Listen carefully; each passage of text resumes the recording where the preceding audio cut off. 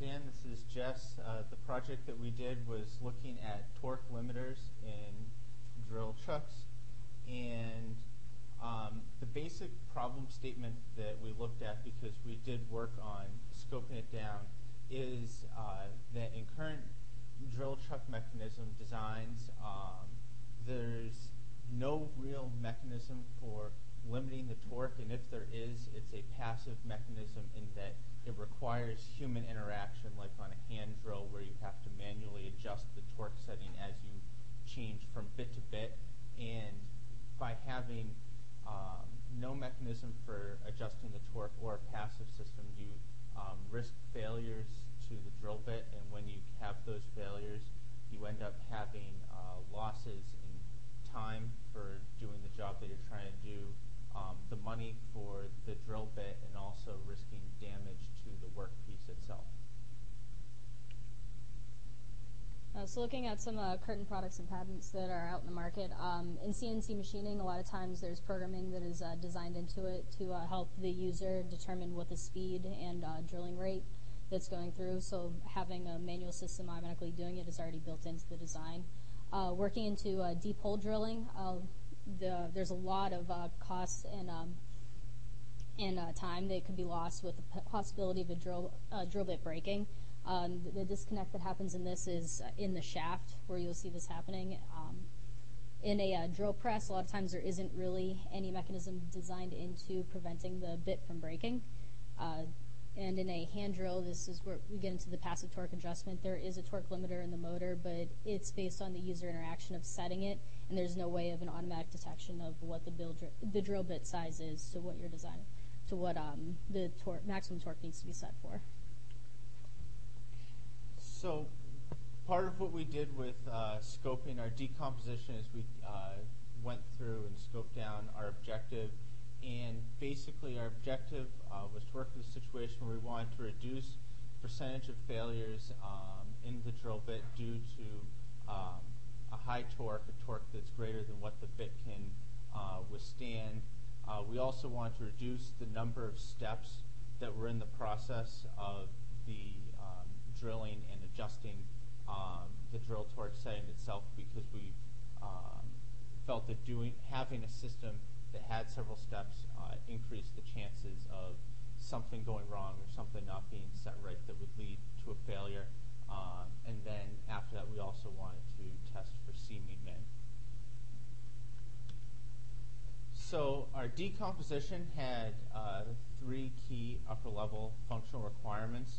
The first was to transmit loads from the motor to the bit, and this is basically so that the mechanism can provide the loads that are needed to do the standard operation of the drill itself. And the design parameter is to have a mechanism for transmitting loads from the motor to the bit. The second functional requirement we had was to adjust the maximum loads from the motor to the bit based on size.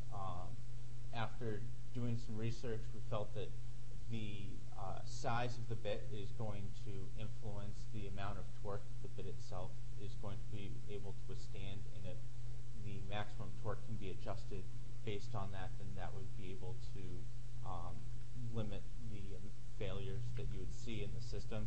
And this has a design parameter of a mechanism for adjusting the maximum torque loads. And the final upper-level functional requirement we had was to detect any bit diameter. And when we went through the system, the adjust maximum loads and the detect any bit diameter, those 2 functional requirements we looked at in great detail and went through several iterations to refine those down. Initially, we wanted them to be mutually exclusive, but looking at further to reduce the number of steps in the process, we decided that they needed to be independent, but detecting the bit, detecting any bit diameter would then influence the maximum load that's being adjusted for the bit size. And this is, as I move the smart link out of the way, this is the upper level decomposition. As you can see, our top 3 functional requirements, and those functional requirements, the transmitting loads, broke down into transmitting torque loads as well as transmitting compression and tension loads, basically in your drilling process, so that you're not going to see any slippage in the bit. And when you're adjusting for the maximum loads, we want to connect to the bit chuck interface for normal loads, and then when it's under a high load, the adjusting for maximum would have a mechanism for releasing the bit.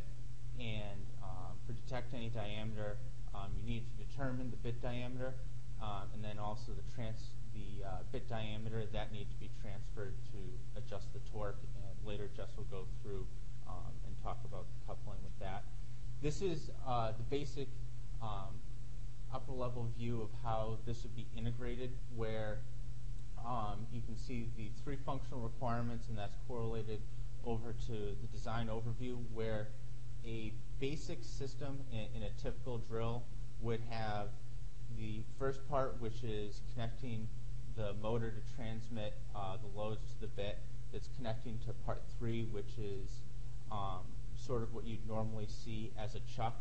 And basically what we looked at doing is putting a second piece in that allowed to adjust the amount of torque that would be withstood for the maximum for any bit size without influencing the physical gripping force on the bit.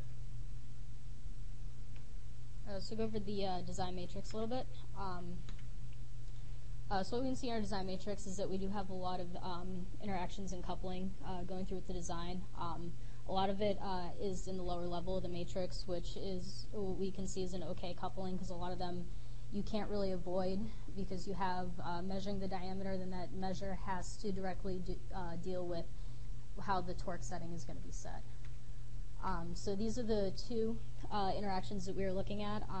FR 3.1 was to determine the bit diameter.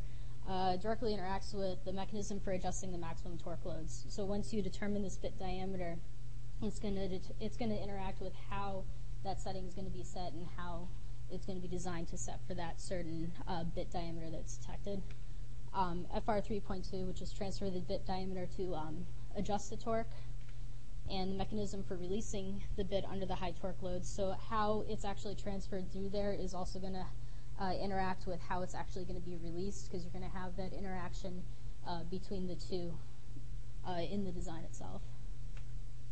This is the further breakdown of our decomposition, which you can see gets into a little bit more detail about how each step goes through. If there's a portion that anybody would like to go over into detail, we can, but for a time right now, we can save the details of that. And I guess thank you for your time right now.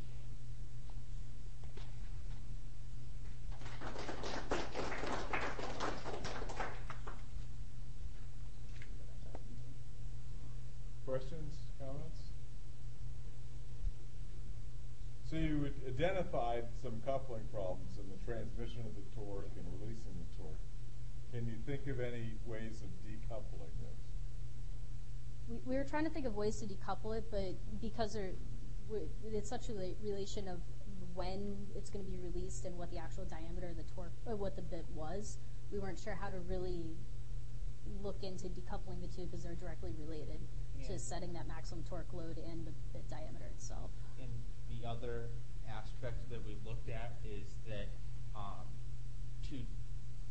to decouple those two, one of the ways you could do it is have basically two separate interfaces, and the user would have to control both of them, as opposed to it acting more as an automatic system. And our view was having that coupling in that situation would have a less likely chance of failure than having an operating procedure for someone to go through and manually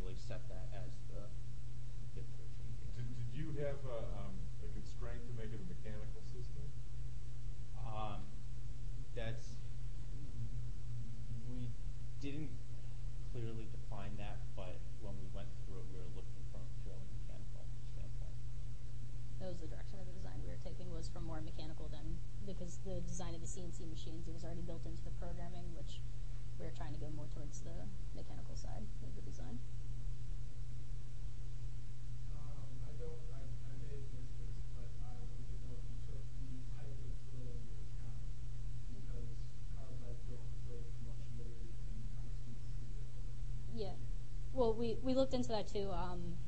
We basically, for whatever you're designing for, I mean, you have the different drill bit types with the metals and materials that they're made out of, but a lot of times you'll have one specific, not really one specific type of like machine using with the drill bit type, but we're kind of thinking that it's almost, I'm trying to think of the best way to explain it.